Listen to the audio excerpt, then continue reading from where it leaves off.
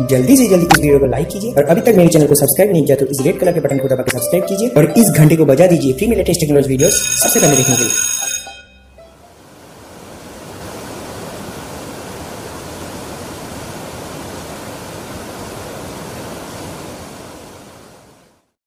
बारिश की रिमझिम फुहारों के साथ ही चंद्रप्रभा की हसीन वादियों में सैलानियों का सुहाना सफर शुरू हो गया। इस जगह तक वाराणसी से आसानी से पहुंचा जा सकता है।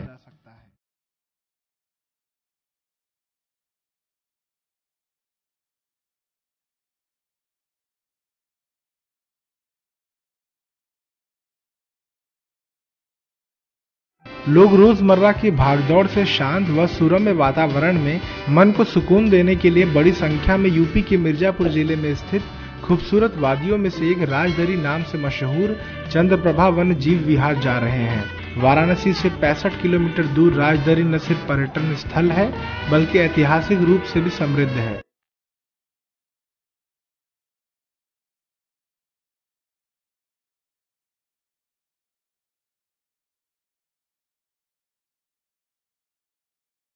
आपको बता दूं कि राजदरी और देवदरी दोनों ही अगल बगल में मौजूद हैं। दोनों ही दरियों तक जाने के लिए एक ही रास्ता है।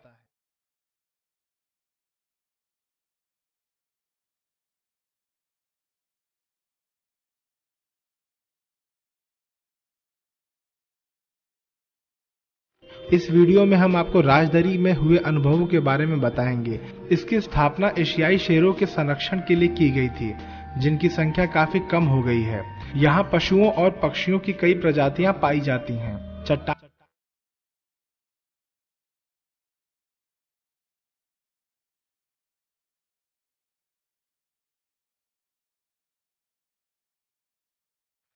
के ऊपर कलकल करता एकदम साफ और पारदर्शक पानी बहुत लुभावना दृश्य प्रस्तुत करता है। सुंदर और शांत वातावरण वाली ये जगह अनुभव के लिए एकदम नया सा लगता है।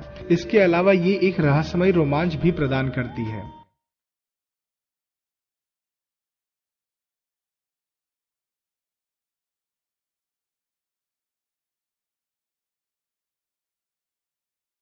दोस्तों, आपको बता दूं कि इस सेंचुरी में सबसे ऊंचाई से गिरने वाला झरना यही है। राजदरी स्थित इस झरने से 65 मीटर ऊंचाई से पानी गिरता है। सीढ़ीनुमा होने के कारण इस झरने को स्टेप्ड झरना कहा जाता है और चारों तरफ से हरे भरे जंगलों से घिरे हुए राजदरी की यही खूबसूरती भी है।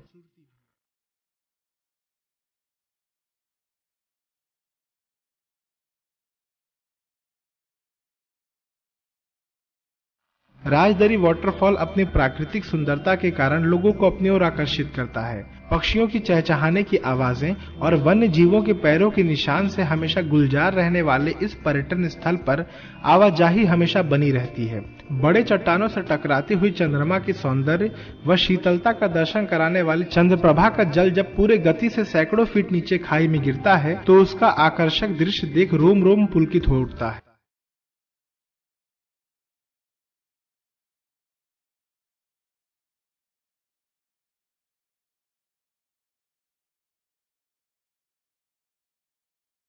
इस पानी स्रोत के पास सरकार के द्वारा एक पिकनिक स्पॉट बनवाया गया है, जो यहाँ आने वाले पर्यटकों और पिकनिक मनाने वालों के लिए एक प्रसिद्ध स्थल है। लेकिन हमें यहाँ पहुंचकर पता चला कि अब यहाँ पर खुले में खाना पकाना बंद हो चुका है। दरअसल स्थानीय लोगों से बातचीत में पता चला कि कैंटीन और दरी के रख रखाव के लिए जिन लोगों को टेंडर मिला है वो लोग अब अपनी मर्जी से कहीं भी खाना पकाने की अनुमति नहीं देते। उनके अनुसार यदि आप खाना पकाना चाहते हैं तो आपको उनके कैंटीन के किचन में खाना पकाना होगा। सामान सारा आपका होगा।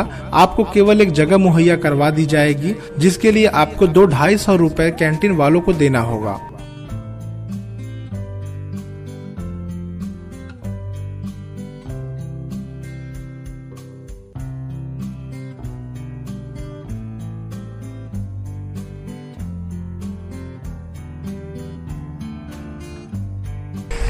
पिकनिक के लिए ये एक बहुत खूबसूरत जगह है। मनोरंजन के लिए पार्क है, जिसमें बच्चों के लिए खेल कूद के झूले लगे हुए हैं। साफ सफाई के मामले में ठीक ठाक प्रयास किया जा रहा है, लेकिन टॉयलेट में मौजूद गंदगी से आपका मूड खराब हो सकता है। दरी में सिक्योरिटी के नाम पर कुछ नहीं है, इसलिए अपने सामान की सुरक्षा खुद करने की जरूरत है। अगर आप राजदरी घूमना चाहते हैं तो जुलाई और अगस्त सबसे अच्छा समय है।